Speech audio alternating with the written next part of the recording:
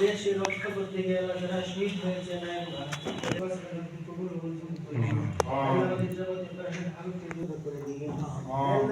এই বুদ্ধিজীবী দিবস কুশিলা করে আল্লাহ যারা কলম ধরেছেন কেউ লিখেছেন এরকম নেতৃত্ব আমরা পেশ করেছিল জিয়াউদ্দিন স্যার ছিল মোহাম্মদ সাইদুল ছিল মোহাম্মদ আব্বাস করেছেন জাতির জন্য লিখেছেন তারা প্রয়াত হয়েছেন আল্লাহ তাদেরকেও মাফ করে যারা রুগী রয়েছেন আল্লাহ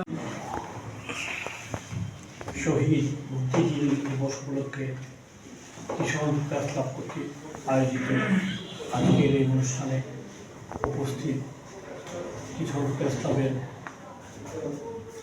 সাংবাদিক সহ বিভিন্ন সদস্যবৃন্দ,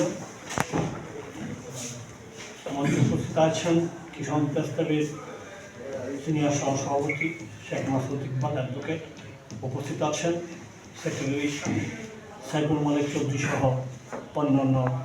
আমরা প্রেস ক্লাবে আমরা এই দিনটাই এটা আমাদের বাধ্যতামূলক, সাংবাদিকভাবেই আমাদের বাধ্যতামূলক যে শহীদ বুদ্ধিজীবী দিবস পালন করতে হবে। আমি পালন করে আসছি। আমি প্রেস ক্লাবের সদস্য ছিলাম, সেক্রেটারি ছিলাম, ভাইস প্রেসিডেন্ট দীর্ঘদিন যাবত।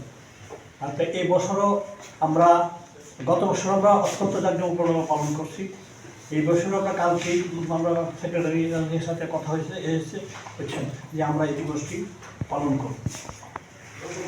আপনারা ইতিপূর্বে শহীদ বুদ্ধিজীবী দিবস সম্পর্কে আমাদের যে প্রদত্ত বক্তা তাদের কাছ থেকে বিস্তারিত আপনারা জেনেছেন।